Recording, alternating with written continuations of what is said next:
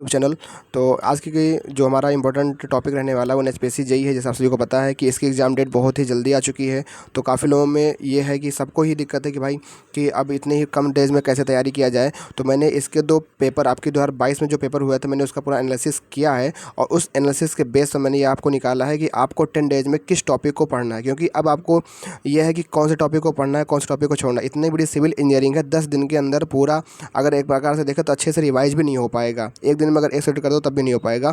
तो इस समय जो काम आएगा आपका ही जो अपना हैंडबुक्स वगैरह होगा या आपका कोई शार्ट नोट्स होगा वही आपका काम आने वाला है, उससे आपको करना है। तो पहले मैं बात कर लेता हूँ कि कौन कौन से टॉपिक हैं और कौन कौन सी चीज़ें नॉन टेक में करनी है। तो सबसे पहले बात करते हैं कि जो आपका टोटल जो पेपर होगा 200 क्वेश्चन का तो रहने वाला है। उसमें से 140 क्वेश्चन जो आपका रहेगा वो आपका टेक्निकल का रहेगा और 30 क्वेश्चन जो आपका रहेगा वो आपका रीजनिंग रहेगा और 30 ही क्वेश्चन जो आपका रहेगा वो आपका जीके जीएस का रहने वाला है। अब इन 140 क्वेश्चन में पिछले साल तो आपका 20 नंबर का मैकेनिकल इंजीनियरिंग का और सिविल और इलेक्ट्रिकल का और 10 नंबर का आपका सिविल का होता है। तो ये 30 नंबर आपका था जनरल इंजीनियरिंग का। पर इस बार अभी कोई कंफर्म नहीं है, आएगा ही तो हो सकता ना भी आए। अगर आता है तो ये पैटर्न रहेगा, अगर नहीं आता है तो यहाँ भी आपको टेक्निकल ही अपना कोर्स डोमेन नॉलेज का देखने को मिलेगा। अगर आएगा तो 20 नंबर का ही आपको दिक्कत रहेगी मैकेनिकल और इलेक्ट्रिकल की। तो आप उसको इग्नोर ही करना, अभी मत करना, ठीक है। अभी आप ये समझ लेना कि आपको 140 नंबर आपका टेक्निकल करना है।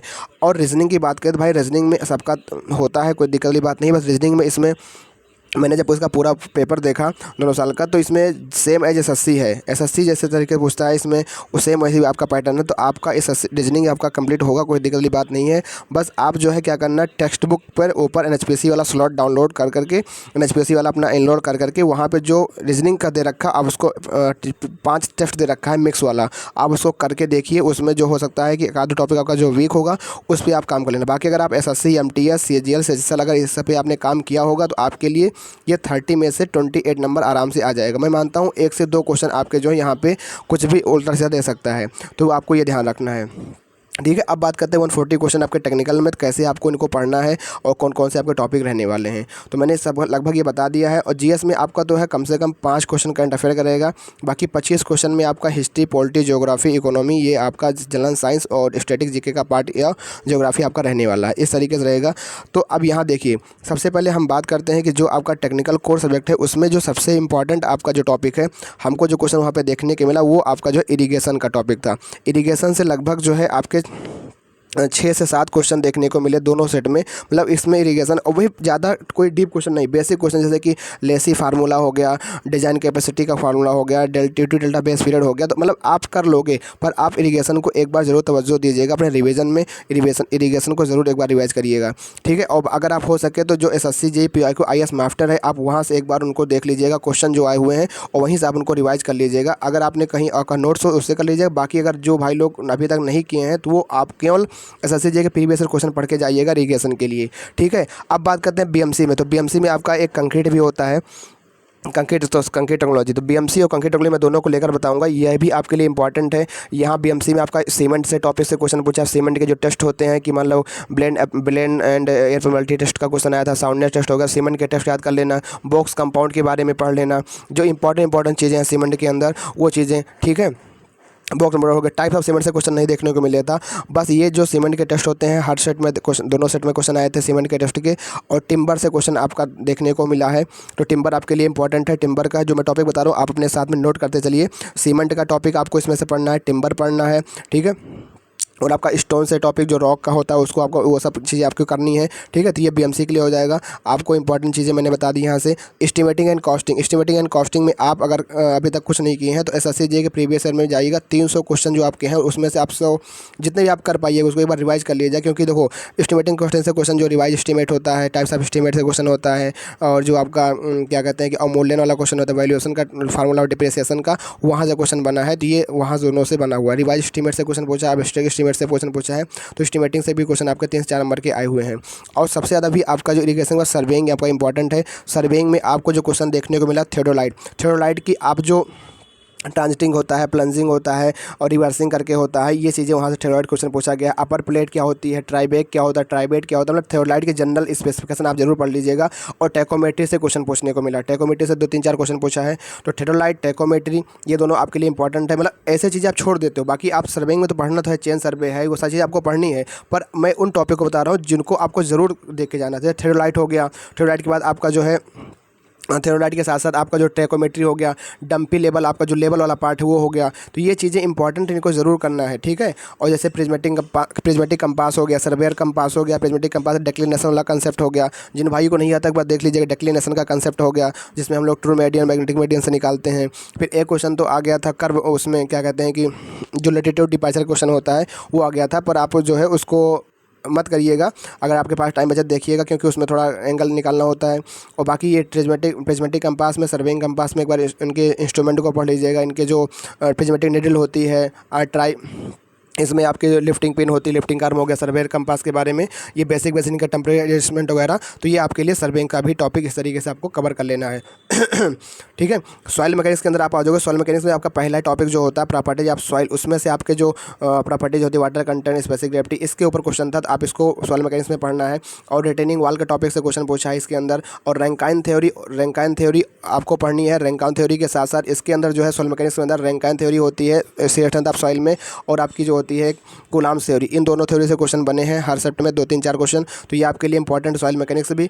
मैं जिन टॉपिक का नाम ले रहा हूँ उनको तो आपको करना ही करना है, बाकी जिनको मैं नहीं कर रहा हूँ तो एक बार आपको रिवाइज कर लेना है। बस आपको अपने हैंडबुक से रिवाइज करना है। अब इतना टाइम नहीं है, आप पूरा रिवाइज हैंडबुक से फार्मूला रिवाइज करना है। बाकी बेसिक क्वेश्चन है, ज़्यादा इतना टफेस्ट क्वेश्चन नहीं आता। अगर मैं बात करूँ 140 क्वेश्चन में लगभग 50 to 60 क्वेश्चन आप जो है आसानी से बना सकते हो। इतना क्वेश्चन आएगा, इतना तो मैं कह सकता हूँ। तो आपको ज़्यादा घबरा के पेपर नहीं अटेम्प्ट करना है कि 10 दिन है मेरा टेस्ट, मैंने पेपर अच्छे से मतलब रिवाइज नहीं हो पाया है, मेरा क्या ही होगा। तो आप कर लो, क्योंकि आप सिविल इंजीनियरिंग से लगे हुए हो, जुड़े हुए हो, साथ साथ तैयारी कर रहे हो। बस ये है कि ये नहीं था दिमाग में कि हाँ पेपर होने वाला है। इस हिसाब से जब रहता है ना तो सारा कुछ रिवाइज करने की चिंता रहती है। पर जब पेपर नहीं होता तो आराम से रिलैक्स होकर के इंसान पढ़ता है। तो ये चीज़ें आपको ध्यान रखना, और बाकी आपका हो जाए, कोई दिक्कत वाली बात नहीं है। अगर हाइड्रोलिक की बात करें, भाई हाइड्रोलिक में OCF वाला पार्ट है, OCF से क्वेश्चन बेसिक आया है। और टरबाइन वाला, टरबाइन में जो इफ़िशियंसी से क्वेश्चन बनता है कि मैकेनिकल इफ़िशियंसी क्या होती है, या आपका जब टरबाइन से जो आपका डैम से पानी वो टरबाइन तक जाता है तो उसमें कौन कौन सी efficiency, runner power, water power, इस पे क्वेश्चन बना है।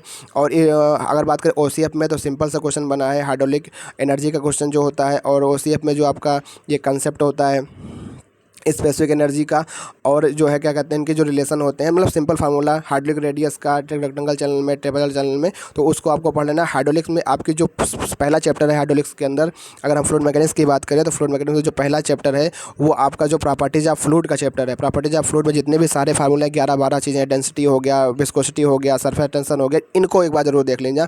और जो आपका ये कर्व बनता है, इस कर्व में आपको बताना होता है कि आपका न्यूटन कहाँ पे है, ये वाला कर्व, इस वाले कर्व से क्वेश्चन बना है। तो आप लोग इस कर्व को भी एक बार देख लीजिएगा। और इसी में जो है आपका फ्लो थ्रो पाइप में जो आपका फ्लो थ्रो पाइप वाला जो फार्मूला होता है, इसको देख लीजिएगा। फ्लो थ्रो पाइप से क्वेश्चन जो बनता है उसको देख लीजिएगा, ठीक है, ये वाला टॉपिक से देख लीजिएगा। और फिर इसी में जो है आपका बुएंसी और फ्लोटेशन वाला है, बना तो नहीं है लेकिन इसको जरूर देख लीजिएगा। बुएंसी यहाँ से क्वेश्चन बनने के चांस रहते हैं। यमी जवाब आप जी मेटा सेंटर वाला क्वेश्चन जो कंसेप्ट होता है वो आपका देख लेना है, ठीक है। और उसके बाद जो है इसके अंदर जो मुझे इंपॉर्टेंट लगा फ्लूइड मैकेनिक्स के अंदर, वो आपका फ्लो थ्रो मैंने पाइप बता दिया है, ठीक है, वाले टॉपिक से क्वेश्चन देख लेना। उसके बाद जो है अब आपके बढ़ते हैं हम लोग ट्रांसपोर्टेशन में। ट्रांसपोर्टेशन में जो है इंपॉर्टेंट चीज़ें जो हैं ट्रांसपोर्ट के अंदर जो क्वेश्चन पूछा है वो पूछा है जो आपका ट्रैफिक इंजीनियरिंग होता है। ट्रैफिक इंजीनियरिंग जो सिंबल होता है, जैसे कि मान लो आपका स्टॉप साइन है, किसके अंतर्गत आता है। फिर आपका जो है जैसे रोड के ऊपर जो सिंबल लगे होते हैं, मतलब ट्रैफिक इंजीनियरिंग में जो सिंबल और साइन वाला जो टॉपिक होता है उसको एक बार रिवाइज कर लेना, यहाँ से क्वेश्चन आपके बने हैं। और इसी में जो है बिटुमन से क्वेश्चन बने हैं। बिटुमन का हो गया, टार का हो गया, इनकी स्पेसिफिक बार बिटुमन कैसे प्राप्त किया जाता है, टार कैसे प्राप्त किया जाता है। बिटुमन के जो टेस्ट होते हैं, जैसे कि अगर हम बात करें कि रिंग एंड बाल टेस्ट हो गया, ये किस लिए करते हैं। फिर आपका जो पेनिट्रेशन वैल्यू होती है, फिर आपका जो स्ट्रिपिंग वैल्यू होती है, फिर उसके बाद जो WBM कोर्स में सरफेस कोर्स का क्या वैल्यू होता है। मतलब बिटुमन वाला जो टॉपिक है इसको जरूर, मैं उन टॉपिक का नाम ले रहा हूँ, मैं बार बार ये कह रहा हूँ कि उन टॉपिक को मैं जो नाम ले रहा हूँ उनको तो आपको करना है, बाकी आपको अपने स्तर से भी करना है। उन टॉपिक का ही मैं ना लूँ जो बहुत इंपॉर्टेंट है, जहाँ से क्वेश्चन बने हैं और जहाँ से बनने के चांस हैं फिर से, तो वो मैं उन टॉपिक का नाम ले रहा हूँ, ठीक है। तो इस बात को ध्यान रखना। ट्रांसपोर्टेशन मैंने बता दिया। ट्रांसपोर्टेशन में इसी में आपका रेलवे वाला पार्ट होता है, जो रेलवे का जो आपका पार्ट होता है अगर हम बात करें रेलवे में, तो रेलवे में आपका जो है जो डेप्थ आप क्वेश्चन निकालने का फार्मूला होता है वो देख लेना। फिर स्पेसिंग, स्लीपर की स्पेसिंग के बेस पर जो स्लीपर निकालने का फार्मूला होता है वो देख लेना। स्लीपर के निकालने के लिए स्लीपर कैसे निकाला जाता है। फिर ठीक है, रेलवे के अंदर जो आपका पॉइंट एंड क्रॉसिंग का होता है वो मतलब जो बेसिक चीज़ें हैं, जैसे ब्रॉड गेज की लेंथ कितनी होती है, मतलब बेसिक बेसिक रेलवे का भी एक बार देख लेना है, कि ताकि जो एक बार देखना जो बन जाए वही वाला। ऐसा नहीं कि आप उसको नहीं पता आपको देख रहे हो। जैसे ब्रॉड गेज की लेंथ हो गई, मीटर गेज, नैरो गेज, इस सबसे क्वेश्चन बना है बेसिक बेसिक चीज़ें से रेलवे के अंदर से। तो रेलवे का भी आपका पार्ट टच करना है। ट्रांसपोर्टेशन ने बता दिया, ट्रांसपोर्टेशन में आपको ट्रैफिक इंजीनियरिंग और आपका ज्योमेट्रिक इंजीनियरिंग, जैसे कि जो कैरियाज वे पाथ होता है उसकी लंबाई 3.5 मीटर जो इसका समथिंग करके ऐसे होता है, उस वाले पार्ट से क्वेश्चन बना है। मैं उन्हीं टॉपिक का नाम ले रहा हूँ, मैं बार बार बता रहा हूँ कि जो इंपॉर्टेंट्स हैं। ठीक है, अगर हम बात करें इन्वायरमेंट, तो अभी मैं लिख के भी रखा हूँ, अभी मैं आपको दिखा दूंगा। इन्वायरमेंट, अगर हम बात करते हैं इन्वायरमेंट, तो इन्वायरमेंट के अंदर भाई साहब जो आपका सबसे ज़्यादा इंपॉर्टेंट है IS कोड 10-500-2012, जो पेयजल की लिमिट होती है, पेयजल में कितना आपका क्लोराइड होना चाहिए, उसकी परमिशन लिमिट, क्लोराइड आपकी हो गया, या फिर सस्पेंडेड सॉलिड हो गया, या फिर आपका पेयजल के अंदर आपका फ्लोराइड की मात्रा थी, ये वाला टॉपिक, इनसे आपको रिवाइज कर लेना। इससे क्वेश्चन आपके बने हैं तो इनसे फिर से बनने के चांसेस हैं।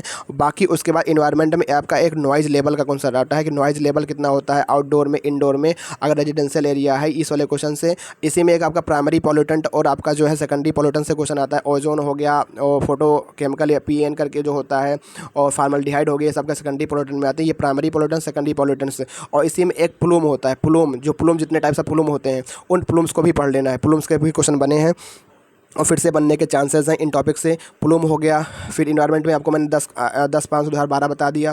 फिर इन्वायरमेंट के अंदर मैंने आपको जो है जो चीज़ें हैं ये सारी बता दी। फिर लिमिट जो होती हैं मैंने बता दी। लिमिट के साथ साथ मैंने इन्वायरमेंट के अंदर आपको प्लूम का बता दिया, और इसी में जो आपका नॉइज़ लेवल होता है मैंने वो बता दिया इन्वायरमेंट के टॉपिक से ही। तो इन्वायरमेंट में इतनी सारी चीज़ें आपके लिए इंपॉर्टेंट हैं। और मैं बात करता हूँ अब नेक्स्ट टॉपिक पे, आपके स्ट्रक्चरल इंजीनियरिंग। तो स्ट्रक्चरल इंजीनियरिंग जैसे अगर हम बात करें, स्ट्रक्चरल इंजीनियरिंग में आपका जो सोम वाला टॉपिक है, तो सोम में आपको डिफ्लेक्शन का फार्मूला, जितने डिफ्लेक्शन के हैं वो बेंडिंग मोमेंट वाले जितने भी हैं, कि किस कंसेप्ट पे यहाँ बेंडिंग मोमेंट कितना होगा, इस केस में कितना बेंडिंग मोमेंट होगा, डिफ्लेक्शन के सारे जितने फार्मूले हैं वो वाले फार्मूले। फिर E-G-K म्यू में जो फार्मूला होता है वो वाला फार्मूला। ठीक है, TCS4 बेंडिंग मोमेंट का डिफ्लेक्शन हो गया। बेंडिंग इक्वेशन आपको पढ़ लेना, टॉर्जन इक्वेशन से क्वेश्चन बना है, बेंडिंग इक्वेशन से। ठीक है, और टॉर्जन इक्वेशन और बेंडिंग इक्वेशन को दोनों को मेल करने पे जो फॉर्मूला बनता है। और इसमें से एक बार थ्योरी ऑफ फेलियर पर नज़र डाल देना, क्योंकि थ्योरी ऑफ फेलियर से क्वेश्चन नहीं बना है, इस बार बनने के चांसेस हो सकते हैं। तो ये सारे तो क्वेश्चन बने हुए हैं, यहाँ से तो आएगा ही आएगा।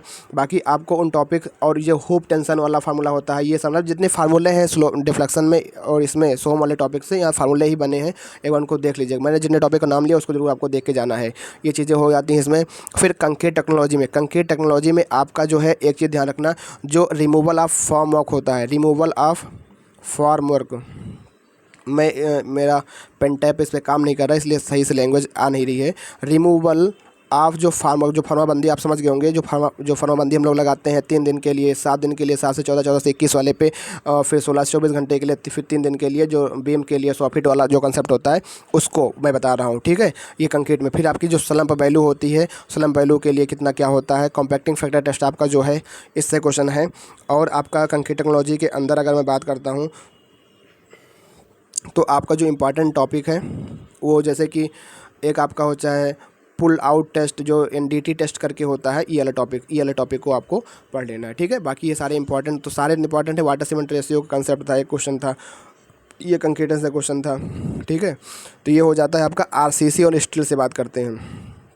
RCC और स्टील से, RCC में जो है आपका जो है WSM से क्वेश्चन तो नहीं देखने को मिला था, पर लिमिट स्टेट्स मेथड से क्वेश्चन देखने को मिला था, जिसमें अगर हम बात करें जो आपकी बेसिक जो IS कोड 452 आपका कहता है, जैसे अगर हम बात करें कि बीम्स के लिए स्पेसिफिकेशन क्या है और कॉलम के लिए स्पेसिफिकेशन क्या है, फुटिंग के लिए क्या है, जैसे कि बीम में कितना ST मिनिमम होगा, ST मैक्सिमम कितना होगा, ये मतलब जो जनरल इसकी जो IS कोड की भाषा है उस भाषा को एक बार इसको पढ़ लेना RCC में अंदर। जैसे कि RCC में जो क्वेश्चन आपका आया है, ये क्वेश्चन ये आया था कि जो आपकी जो लिमिटिंग डेप्थ होती है, जैसे ये 0.53D करके होता है, 0.48D, 0.46D वाला, एम लिमिटिंग कितना होता है, मतलब जो बेसिक चीज़ें हैं RCC में, ये सारा क्वेश्चन बना आप लोग कर लोगे, पर एक बार जरूर देख लेना यहाँ से। और इसी में एक होता है रिटर्निंग वाल कंसेप्ट, जैसे काउंटर फॉर रिटर्निंग वाल, फिर आपके जो कैविटी वाल होती है उसमें जो रीइंफोर्समेंट का क्या होता है प्रोसीजर, या ऐसे नॉर्मल डायमेंशन थी, ये चीज़ें आपकी थी इंपॉर्टेंट यहाँ पे RCC में आपका।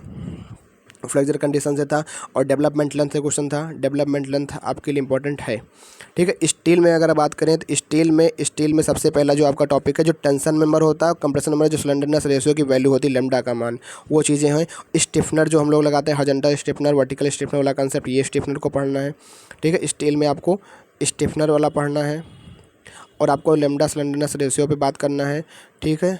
और स्टील में जो आपका जो बैटन वाला सिस्टम होता है और लेसिंग वाला सिस्टम होता है, इस वाले पार्ट को छोड़ के नहीं जाना। लेसिंग से क्वेश्चन बनता है, बैटन से क्वेश्चन आपका बनता है। स्टील में आपको स्टिफनर वाला और स्लेंडरनेस रेशियो टेंशन मेंबर के लिए कितना होता है, और कंप्रेशन मेंबर, दोनों की वैल्यू को आपको करना है, ठीक है। और स्टील में इतना, हाँ, थोड़ा बहुत जो है इतना। रिवेट का कंसेप्ट एक बार पढ़ लेना। रिवेट की जो नॉर्मल डाया होता है, इन डिस्टेंस क्या होती है, एज डिस्टेंस क्या होती है, ये चीज़ें यहाँ स्टील में इतने टॉपिक से क्वेश्चन बना है, फिर से बनने, क्योंकि ये इंपॉर्टेंट चीज़ें यहाँ पे दिमाग जाता है। स्टील में ही आपका जो इफेक्टिव लेंस का कंसेप्ट होता है कि one held rotation, one position, और स्टैंड अगेन रोटेशन वाला कंसेप्ट होता है। फिर ये दूसरा वाला, तो इस कंसेप्ट को एक बार रिवाइज कर लेना, और बाकी हो जाता है स्टील। इस तरीके से आपका हो जाता है। और ये अगर आप टेक्स्ट बुक पे काम कर रहे हो तो अच्छी बात है, टेक्स्ट बुक के क्वेश्चन वहाँ प्रैक्टिस कर सकते हो। फुल मॉक अगर आपने अभी तक आया नहीं था, क्योंकि इतना बहुत कम समय था, ऐसे ही अगर आपने PIQ लगाया होगा तो एक बार उनको देख लीजिएगा इन सब्जेक्ट से रिलेटेड। बाकी यूथ ये आपने अगर कर ली होगी तो उस पर काम कर, बाकी अगर की होगी तब काम करना, एक बार देख लेना। बाकी नहीं तो बाकी आपको बस केवल इन चीज़ों को हैंडबुक से रिवाइज करना है, इन सब चीज़ों पर काम मत देना। ये तो तब के लिए था जब समय होता तब इतना ज़्यादा था। अब आगे बढ़ते हैं और हम बात करते हैं रीजनिंग के टॉपिक में। रीजनिंग में आप 28 नंबर ला सकते हो। रीजनिंग में आप जो है 28 नंबर ला सकते हो। 2 नंबर मैं इसलिए नहीं कह रहा हूँ क्योंकि 2 नंबर में क्वेश्चन में हो सकता है कि इधर उधर हो जाए, आपसे वहाँ पे ना बने टाइम, बाद में आपसे भले ही बन जाए, पर 2 नंबर मतलब 28 नंबर आप आराम से ला सकते हो। उसके लिए आपको नंबर सीरीज पे आपको पता है ये क्वेश्चन आया है। नंबर सीरीज के 2 क्वेश्चन हैं। अल्फ़ाबेट सीरीज के नहीं क्वेश्चन देखने को मिले हैं। एनोलॉजी से क्वेश्चन 2 से 3 मिले हैं। एक आपका एनोलॉजी मिला है कैसे, मतलब किसी स्टेट की, किसी कंट्री की राजधानी के बेस के ऊपर था, किसी संख्या पे नंबर था, और जो आपका एक लेटर पे था। क्लासिफिकेशन का क्वेश्चन मिला है। ब्लड रेशन से क्वेश्चन नहीं था। ब्लड रेशन से क्वेश्चन सिंपल वाला था कि इशारा करते हुए जो होता है। कोडिंग डिकोडिंग क्वेश्चन मिले हैं अच्छे खासे। डिस्टेंस मिलेगा, आर्डर रैंकिंग मिलेगी, वेन डायग्राम मिलेगा, सेटिंग अरेंजमेंट आपको मिलेगा। सिलोजिज्म से क्वेश्चन है। सिलोजिज्म से आपका स्टेटमेंट कंक्लूजन का टॉपिक मिलेगा। 2 क्वेश्चन मिले हैं। नॉन वर्बल में आपको अच्छे खासे क्वेश्चन, जैसे कि मिरर इमेज हो गया, वाटर इमेज हो गया। फिर आपका जो है नॉन वर्बल सीरीज में ही आपका सीरीज चलती है उसका टॉपिक। तो ये सारे टॉपिक आपके लिए इंपॉर्टेंट है। आप इनके लिए क्या करिएगा, SSC MTS या NHPC JEE, इनके जो मॉक टेस्ट दिए हुए हैं सब्जेक्ट वाइज, उनको आप प्रैक्टिस कर लीजिएगा। बाकी उसमें जो टॉपिक आपको लगे कि हमारा नहीं कमज़ोर है या वीक है तो उसके लिए। बाकी इसमें एक रीजनिंग में एक क्वेश्चन पूछा था पिछली बार, वो सबसे अलग था। मतलब कुछ वर्ड दिए होते हैं, उनको एक मीनिंगफुल आर्डर में, एक तो होता है डिक्शनरी में, इंग्लिश डिक्शनरी में करके देना था, और फिर एक होता है आपका कि मीनिंगफुल आर्डर में। जैसे कि मान लो सबसे पहले आवेदन फॉर्म स्टार्ट होता है, उसके बाद आप फार्म भरते हो, फार्म भरने के बाद आप एग्ज़ाम परीक्षा होती है, फिर आपका पेपर होता है, फिर रिजल्ट आता है। इस तरीके से दिया रहता है। फिर उसको जो है रैंडमली ऐसे कर दिया जाता है, फिर उसको एक अरेंजमेंट में क्रम में लगाता होता है। ये क्वेश्चन आपका आया था इस बार NHPC में। तो ये चीज़ें हो जाती हैं आपको करने के लिए। बाकी मैंने ये सारे टॉपिक को मैं यहाँ पे लिख रखा है कि ये टॉपिक आपके लिए पढ़ने हैं, ये सारी चीज़ें। और मैं रीजनिंग के लिए जो इंपॉर्टेंट चीज़ें हैं, अगर आप अगर नहीं ये चीज़ें हैं तो आपको number series, coding decoding, analogy, classification, setting arrangement, syllogism, ये वेन डायग्राम, ये इतने टॉपिक आप अगर कंप्लीट हैं तो आप तब भी 28 नंबर ला सकते हो। क्योंकि बाकी जो टॉपिक होते हैं वाटर इमेज में, ये सबका तैयार होता है, इसमें कोई दिक्कत वाली बात नहीं होती, सब लोग इसको आसानी से कर लेते हैं। पर इन टॉपिक्स में ज़्यादा दिक्कत होती है। अगर आपका ये नहीं पढ़ा है, नहीं अगर आपने प्रैक्टिस की है, तो आप क्वेश्चन नहीं बना पाओगे। तो आप अगर काम करिएगा 10 दिन तो इन्हीं टॉपिक पर काम करिएगा, ताकि आपका इन टॉपिक से क्वेश्चन गलत ना हो, ठीक है। बाकी ये आपका अगर हम बात करते हैं, ये आपका एंशिएंट हिस्ट्री ऑफ इंडिया, मतलब GK GS का पार्ट है। एंशिएंट हिस्ट्री ऑफ इंडिया से एक क्वेश्चन है, मिडिवल से मान लो एक क्वेश्चन है। तो इसमें आपको टाइम ज़्यादा नहीं देना है GS वाले पार्ट में। बस आपके पास अगर कोई शॉर्ट नोट्स हो, जो मनोहर पांडे वाली बुक होती है, अगर वो 30 रुपये वाली बुक हो तो उसको 10 दिन का रिवाइज मार देना, बस इतना ही करना है। और करंट अफेयर का जो टॉपिक है यहाँ से आया था। अवार्ड एंड आर्ट से 1 से 2 क्वेश्चन आया था। आर्ट एंड कल्चर से 1 क्वेश्चन था। बिजनेस इकोनॉमी मतलब कि जो आपकी रिपोर्ट होती है बजट से क्वेश्चन 2 क्वेश्चन था। बुक्स एंड अर्थर का 1 क्वेश्चन था। स्पोर्ट्स से 2 क्वेश्चन था। स्पोर्ट्स में आप जो है Australia open, French open, Wimbledon open, ये ओपन को पढ़ लेना। अपॉइंटमेंट रजिस्ट्रेशन से अपॉइंटमेंट जो न्यूली हुए हैं उनको पढ़ लेना, जो जनवरी या फरवरी मार्च में हो उनको जरूर पढ़ लेना। गवर्नमेंट पॉलिसीज अगर कोई स्टार्ट हुई हो। बजट एंड इकोनॉमी से क्वेश्चन था। बजट से क्वेश्चन था एक, इकोनॉमी से। नेशनल अफेयर जो भी आपके हों उनको एक बार जरूर देख लीजिएगा, ठीक है। तो सबसे ये इंपॉर्टेंट टॉपिक मैंने करंट अफेयर के ही बता दिया, आपको इनको कर लेने हैं। उसके बाद मैं बात करता हूँ, ये आपका हो गया, ठीक। ठीक है। ये मैंने कुछ टॉपिक लिख रखे हैं, आप इसका स्क्रीनशॉट ले लीजिए। जैसे मैंने यहाँ पे लिखा था फ्लूइड मैकेनिक्स में आपका प्रॉपर्टीज ऑफ फ्लूइड मैकेनिक्स या जो पॉइजन रेशियो, ये सब इसके बारे में। रिवाइज सप्लीमेंट एस्टिमेटिंग से बीएमसी से पेंट से क्वेश्चन पूछा था 2 नंबर का। इरिगेशन से टॉपिक इंपॉर्टेंट भी, एस्टिमेटिंग से 4-5 क्वेश्चन देखने मिले थे। आउटडोर इंडोर लेवल जो इन्वायरमेंट मैंने बताया, नॉइज लेवल फ्लोज निकालने के लिए। रिफ्लेक्शन फार्मूला, कॉलम कंडीशन और ई की में संबंध, माउंट ऑफ इनर्शिया। हाँ, मोमेंट ऑफ इनर्शिया, जैसे कि मान लो रेक्टेंगल का कितना होगा, अगर आपने रिवाइज नहीं किया होता बहुत सिंपल, पर अगर रिवाइज नहीं किया तो दिक्कत हो जाती है। ये इसका कितना होगा, फिर इस केस में कितना होगा मोमेंट ऑफ इनर्शिया, फिर आपका जो है ट्रेंगल का हो गया। तो ये सब चीज़ें इंपॉर्टेंट है, इसको रिवाइज कर लें। मोमेंट ऑफ इनर्शिया के इसलिए बता दिया। बिटुमेन मटेरियल के बारे में मैंने बता दिया। फिर सर्वे में आपने जो थ्योरलाइट हो गया, लेबलिंग हो गया, एरर जो होती हैं, एरर मतलब कि लेफ्टिनेंट डिपार्चर वाला क्वेश्चन, टैकोमीटर से क्वेश्चन था। इरिगेशन फार्मूला आपका लेसी थ्योरी वाला, ये चीज़ें सारी थी। फिर आपको बात करें यहाँ पे देखो, प्राइमरी सेकेंडरी पॉल्यूशन मैंने बता ही दिया, प्रेशर लिमिट बता दिया, ठीक है। ज्योमेट्रिक ट्रैफिक से क्वेश्चन था, सिग्नल सिंबल से, प्रॉपर्टीज ऑफ सॉइल से क्वेश्चन था, determinate and indeterminate,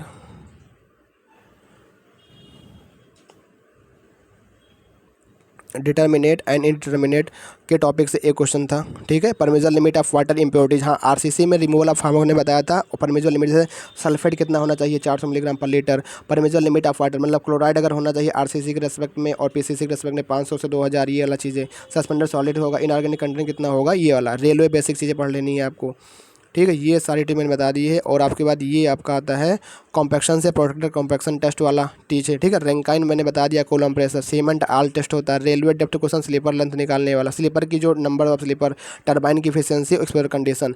mild condition में क्या होगा, मॉडरेट कंडीशन में, एक्सपोजर कंडीशन में, ये सारे वेरी सीवियर और एक्सट्रीम कंडीशन में, पीसीसी आरसीसी के लिए। तो ये सारी चीज़ें मैंने इंपॉर्टेंट बता दी आपको। इन टॉपिक्स पे तो इतना काम करना है। बाकी अगर आपको इस वीडियो को ज़्यादा भैया आपको शेयर करना है।